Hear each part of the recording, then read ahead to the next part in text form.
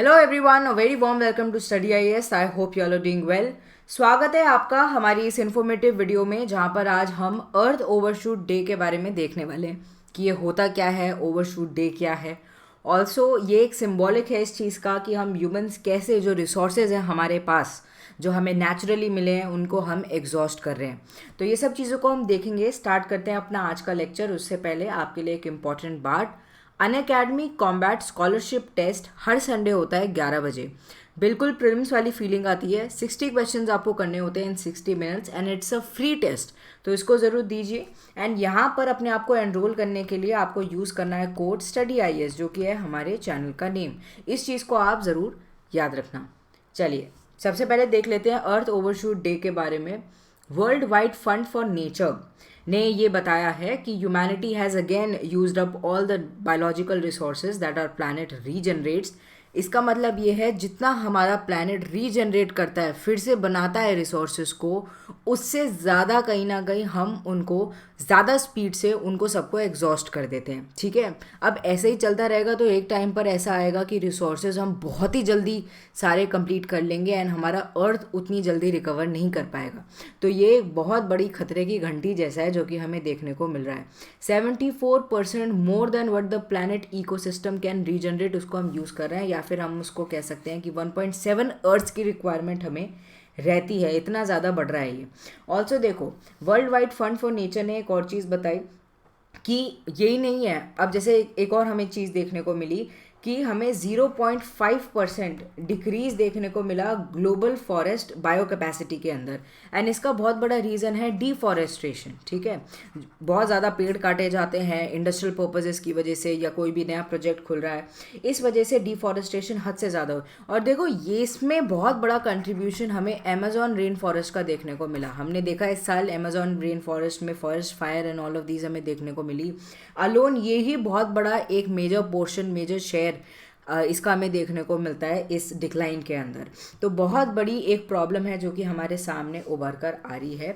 दो कुछ चीज़ें हाँ 2019 के कंपैरेटिवली अगर हम देखें तो कुछ चीज़ें हमारी कम थी, जैसे कार्बन बायो जो फुटप्रिंट होता है ऑफ ट्रांसपोर्टेशन, वो थोड़ा कम था।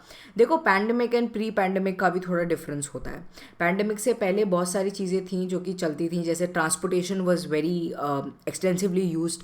तो उस टाइम पर उससे जो रिलीज़ हो रहा था कार्बन, जो हमें देखने को मिलता था, वो ज़्यादा था कंपैरेटिवली जो हमें अभी पैंडमिक के फेज़ में देखने को मिला। तो यही सब चीज़ें हमें देखने को मिली। एंड ये जो पर्टिकुलर डे है ये चीज़ दिखाता है कि ये जो रिसोर्सेज हैं हमारे पास, फिश, फॉरेस्ट, ठीक है, ये सब जो नेचुरल रिसोर्सेज हैं, इनको हम कैसे एग्जॉस्ट कर रहे हैं।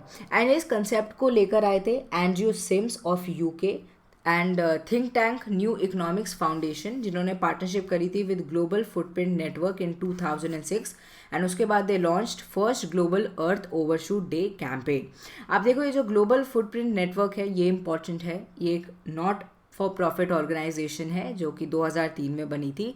एंड ये ऐसी स्ट्रैटेजीज़ को लेकर आती है जिससे हम इकोलॉजिकल फुटप्रिंट डेटा इन सबको देख सकें। ठीक है, तो यही सब चीज़ें इंपॉर्टेंट है हमारे लिए। एंड देखो अर्थ ओवरशूट डे कैसे निकाला जाता है, कैसे पता चलता है कि हम ज़्यादा एग्जॉस्ट कर रहे हैं अर्थ के रिसोर्सेज को कंपैरेटिवली जितना अर्थ रीजनरेट कर रहा है।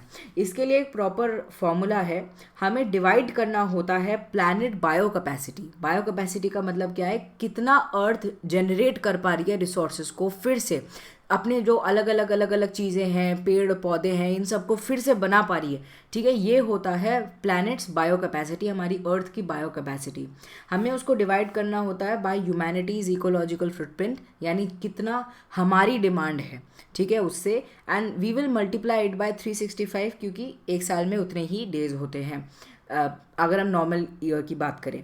तो ये चीज़ हमें ऐसे देखने को मिलता है अर्थ ओवरशूट डे। ठीक है, ये आप देख सकते हैं, ये होता है फॉर्मूला, इससे कैलकुलेट किया जाता है।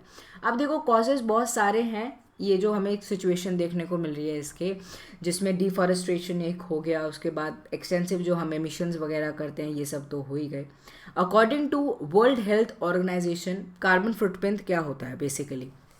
कार्बन फुटप्रिंट का क्या मतलब है कि एक मेजर है कि इम्पैक्ट ऑफ पीपल्स एक्टिविटी, जो भी हम काम करते हैं, एसी चलाते हैं या हम ट्रांसपोर्टेशन यूज़ करते हैं, ठीक है, हम लोग इतने सारे काम करते हैं, we are dependent on machines, we are dependent on industries. उससे जो भी हमें देखने को मिलता है the amount of carbon dioxide which is produced, जिसे फॉसिल फ्यूल बर्न होने के बाद जो प्रोड्यूस होता है, ठीक है, वो उससे हम ये चीज़ देखते हैं। And is expressed as a weight of carbon dioxide emission produced in tons, ठीक है, इस तरीके से जो कार्बन फुटप्रिंट होता है वो देखा जाता है। एंड 0.5% डिक्रीज, जैसे कि हमने बात करी ग्लोबल फॉरेस्ट बायो कैपेसिटी में हमें देखने को मिल गई है। मेजरली अमेजॉन रेन फॉरेस्ट का इसमें बहुत बड़ा हाथ है। 1.1 million hectare of rain forest तो ब्राज़ील के अंदर ही हमें लॉस्ट होता हुआ नज़र आया था। अब देखो बहुत सारी प्रेडिक्शंस हैं, इससे भी वर्स्ट प्रेडिक्शंस करी जा रही हैं कि जो डिफॉरेस्टेशन है वो बढ़ेगी, क्योंकि देखो इंसानों की जो इच्छाएं हैं, जो नीड्स हैं, उनका तो कोई अंत है नहीं, तो डिफॉरेस्टेशन बढ़ती रहेगी। कार्बन फुटप्रिंट भी हमें धीरे धीरे ट्रांसपोर्टेशन का भी बढ़ता हुआ नजर आएगा ऑब्वियसली, क्योंकि the pandemic somewhere people are getting normalise, ठीक है, तो वो नॉर्मलाइजेशन का जो सिस्टम है उसके बाद चीज़ें फिर से वही आने लग जाएंगी, ठीक है, तो हमें बहुत सारी चीज़ें देखनी पड़ेंगी। इंटरनेशनल एविएशन भी कहीं ना कहीं कंट्रीब्यूट करता है, वो भी रिज्यूम हो जाएगा और हो भी गया है, काफ़ी सारी चीज़ें नॉर्मलाइज हो गई हैं, ठीक है। एंड इम्पैक्ट ऑफ कोविड-19 भी धीरे धीरे फेड अवे हो जाएगा। तो सारी चीज़ें हमें एक साथ आती हुई कहीं ना कहीं नज़र आएंगी एंड उसके बाद शायद हो सकता है सिचुएशन और भी ज़्यादा ख़राब होती हुई हमें नज़र आए। तो सजेशंस यही हैं कि हमें ये जब जो डेटा है इसको ध्यान में रखना पड़ेगा, ये नहीं कि हम ऐसे ही इसी रफ्तार में चलते रहें। And cutting down on food wastage, इस चीज़ का हम ख्याल रखें। Commercial technologies for building industrial processes, electricity production and cutting down on transportation, ये सब चीज़ें हमें करनी होंगी। ये सब कुछ तरीके हो सकते हैं जिनसे हम जो अपने अर्थ के रिसोर्सेज हैं उनको बचा पाएँ। ऑल्सो देखो हमें सबसे पहले तो रिस्पॉन्सिबल ह्यूमन बनना पड़ेगा, नॉट ओनली सिटीज़न। देखो we have to be responsible citizen to make sure कि हमारी जो अर्थ है वो हेल्दी रहे, ठीक है। हम सस्टेनेबली इस समय नहीं चल रहे हैं, हमें नहीं पता हमारी फ्यूचर जनरेशन को ये सब रिसोर्सेज दैट टू अबंडेंस में मिल पाएंगे कि नहीं, because we are exhausting it at a very fast pace. तो हमें इन चीज़ों का ख्याल रखना पड़ेगा।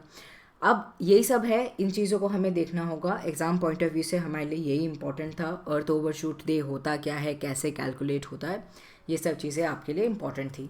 This was all for this video. ऐसे ही आप हमारे साथ इन्फॉर्मेशन को गेन करते रहिए। Do not forget to hit the like button and also share it with your friends, जिससे जो इन्फॉर्मेटिव वीडियोज़ हैं उन तक भी पहुँच सके। चलिए बाय बाय।